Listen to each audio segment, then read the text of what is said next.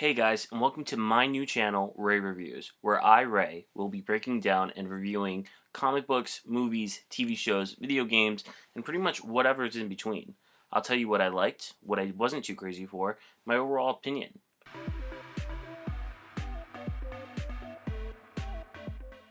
So for today's episode, we're going to be talking about the brand new Superman film, Superman Man of Tomorrow.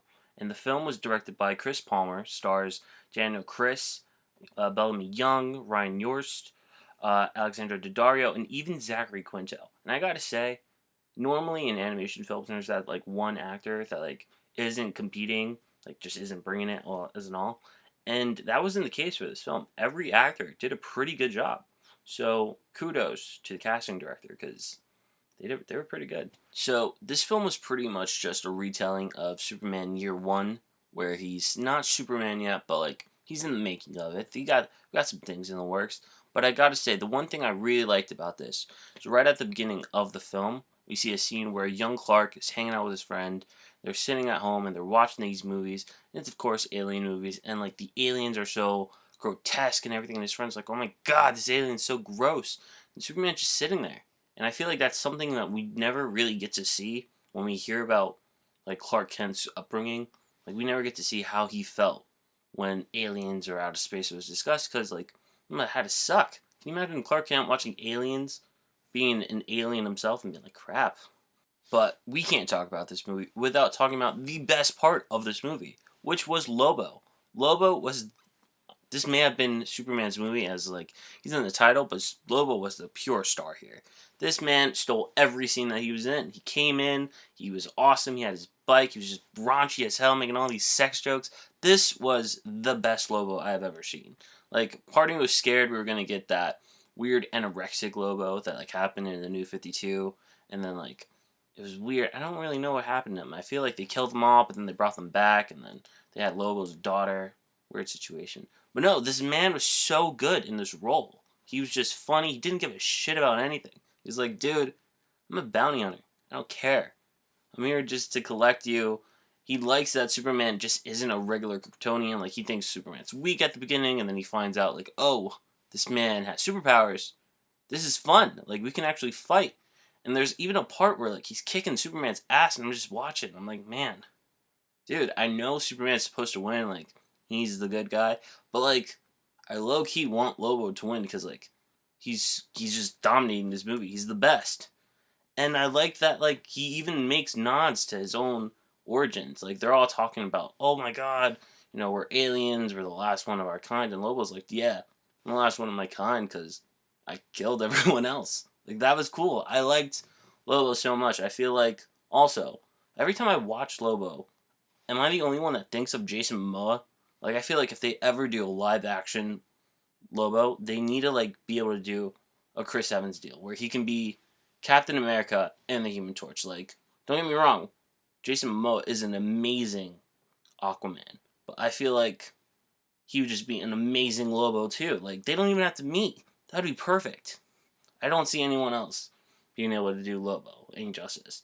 I know a lot of people talk about that actor in Krypton, but like, you can't see Lobo and not think of Jason Momoa. I just gotta think about it.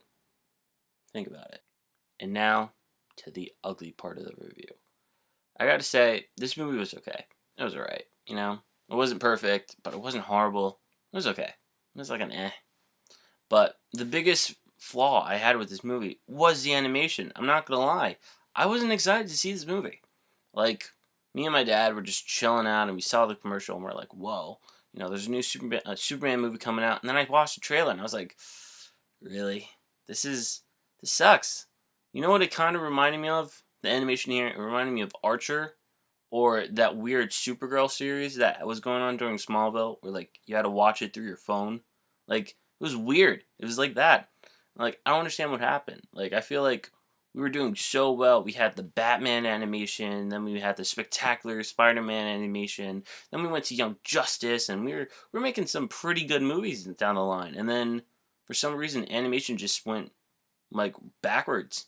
And now craps are just being made to look good. I watched that new Marvel Spider-Man on Disney XD the other day with my little bro, And I was watching it and I was in disgust. I was like, bro, this animation is trash. Why is this popular? Like, you know what I mean? You don't know good TV show, kid. Like, I gotta show you good animation. Like, it was just trash. And the fact that DC was pumping this out right after that amazing Apocalypse War, it's sad.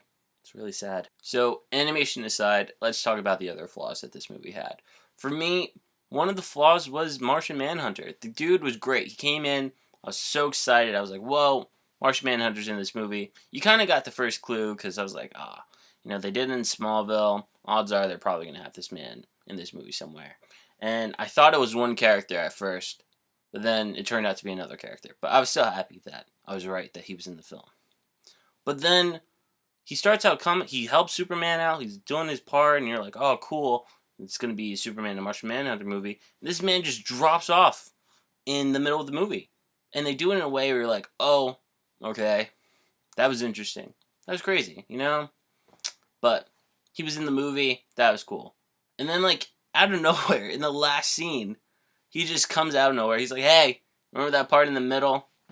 Yeah, gotcha." It was weird. I was like, dude, what the hell have you been doing this entire time? Superman's sitting here, feeling like crap, getting his ass kicked, and Martian Manhunter's just chilling out. Like, they don't even explain what he was doing. Even Superman at the end is like, bro, where the hell were you? And Martian Manhunter, they just had no explanation for it. It was crazy. I was like, dude, why have Martian Manhunter here? He literally only had one purpose in this movie, and it was to help Superman with this little device. And then after that, they just got rid of him. They were just like, you know what? He served his purpose. And I feel like if that was the purpose for him, they shouldn't have put him in the movie. Just have Superman figure out how to open the device on his own. Because it was kind of cop out. He wasn't even in the movie the whole time. He came in for like one fight, and he was just gone. It was bad. I was like, no. Now, these two next flaws are, I just feel like, issues with writing. So, issue number one, we have Lois Lane. And Lois Lane at the beginning of the movie is perfect. Like, she comes in, we see Lex Luthor, he's giving a speech. She comes out and she's like, dude, I know what you're doing. You're trash. We caught you. You're going to jail. Like, it's awesome. She's classic Lois Lane. And then for the rest of the movie, they wrote her as a bitch. Like, just full on. Like, normally Lois Lane is just, like, driven and she's snarky. But, like, here in this movie, she is a full-blown bitch. She's just like, oh, I only care about myself, my career. And they even have one scene where, like, Superman's in the dumps and he's just, like, normal Clark Kent and whatever. And, like, she comes to pay him a visit and you're like, oh, maybe things aren't as bad or whatever. And she's just talking to him. And then even Superman's like, dude, did you just come here so, like, you can get information from me? So you can use his story? Like, she was a full-blown bitch. He had to, like, kick her out of her apartment. She's over here talking about, like, how she makes appointments with Superman and she just blows him off because it's power plays. And it's like, dude, I feel like that wasn't Lois Lane. But here, they just made her a bitch. It was weird. And then the second flaw was Parasite. I feel like Parasite is such a cool villain. Like, anyone who watched the 1990 show, he's great. He's cool. You can't touch him. I'm pretty sure he destroyed Livewire one episode. It was awesome. It was pretty sick. And then here, he was a normal guy. We get to see him. Like, this was his origin film. He's a normal janitor at Star Labs. I honestly thought he was Martian Manhunter at first. And then we find out who Martian Manhunter was.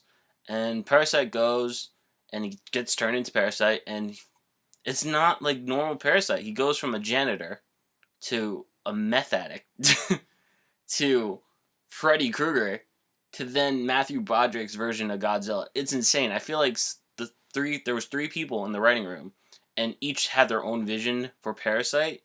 And Warner Brothers were like, you know what?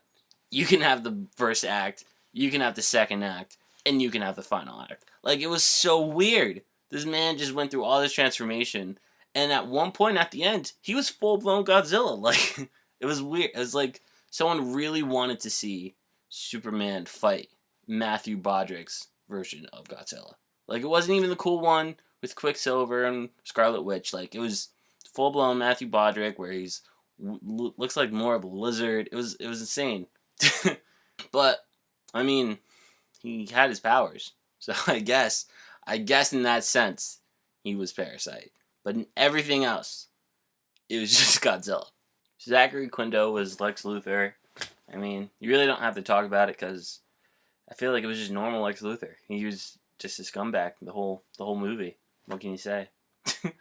But no, this movie wasn't terrible. Like I said, it was okay. It was an movie. You know, it was like they had problems, but it wasn't terrible. I just feel like after coming right after Apocalypse War, kind of a letdown, but like it was still an enjoyable movie once you looked past the animation and the Parasite Godzilla. But like once you block those things out, you could still have a good time with this movie. So I would recommend it. It's a fun time. Lobo is definitely, even if you just don't care about this movie, you should check it out just for Lobo because this guy is amazing, amazing. And then just tell me you don't see Jason Momoa. You can't do it. You can't do it. But no, thank you guys for watching. Make sure to like and subscribe. And I promise, I know this episode may look a little mediocre, but I'm going to get new equipment soon. So my quality is going to be a little bit better. I'm going to get more of a handle on this. If you guys have anything for the future episodes, make sure to put that down in the comments. I'll like and subscribe it. So thank you guys. Have a good one.